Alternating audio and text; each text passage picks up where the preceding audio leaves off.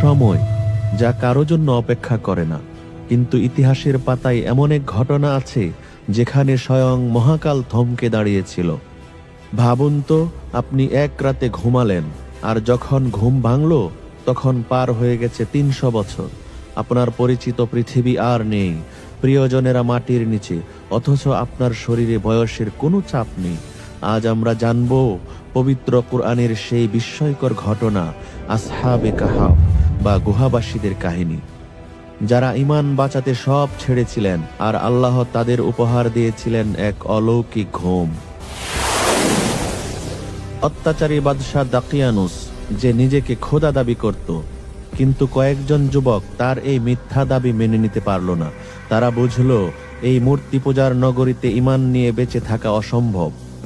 বুকের ভেতরে এক আল্লাহকে ধারণ করে তারা ঘর ছাড়ল, পিছু নিল তাদের পোষা কুকুর কিতমির। ক্লান্ত শরীরে তারা আশ্রয় নিল এক অন্ধকার গুহায়, চারদিকে শত্রু, পালানোর পথ নেই। তখন সেই যুবকরা মহান রবের দরবারে হাত তুলল। তাদের সেই আকুতি আল্লাহ রব্বুল আলামিন পবিত্র কুরআনে রেকর্ড করে রেখেছেন। إذ أوى الفتية إلى الكهف فقالوا ربنا آتنا من لدنك رحمة وهيئ لنا من أمرنا رشدا। যখন যুবকরা গুহায় আশ্রয় নিল তখন তারা বলল, হে আমাদের পালনকর্তা, আমাদের প্রতি আপনার পক্ষ থেকে রহম বর্ষণ করুন এবং আমাদের কাজগুলো সঠিকভাবে পরিচালনা করার তৌফিক দিন।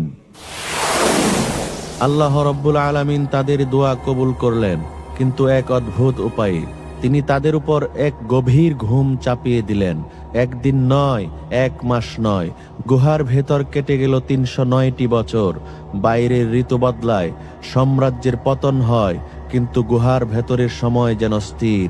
এত বছর একভাবে শুয়ে থাকলে তো শরীর পচে যাওয়ার কথা, রক্ত চলাচল বন্ধ হয়ে যাওয়ার কথা, কিন্তু আল্লাহ তো নিজেই তাদের রক্ষণাবেক্ষণ করেছিলেন।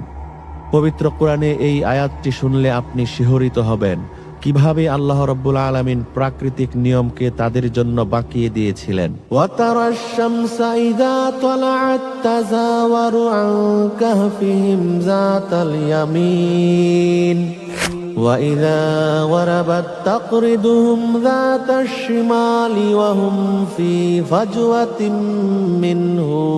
তুমি সূর্যকে দেখবে যখন তা উদিত হয়, তখন তাদের গুহা থেকে ডান দিকে হেলে যায়, আর যখন অস্ত যায় তখন তাদের বাম পাশ দিয়ে অতিক্রম করে, অথচ তারা গুহার প্রশস্ত চত্বরে অবস্থান করছে।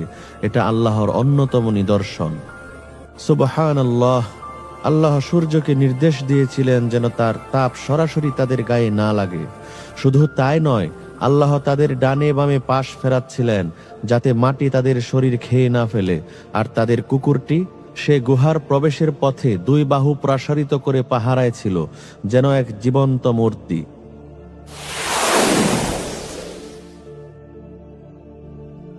অবশেষে আল্লাহর হুকুমে তাদের ঘুম ভাঙল।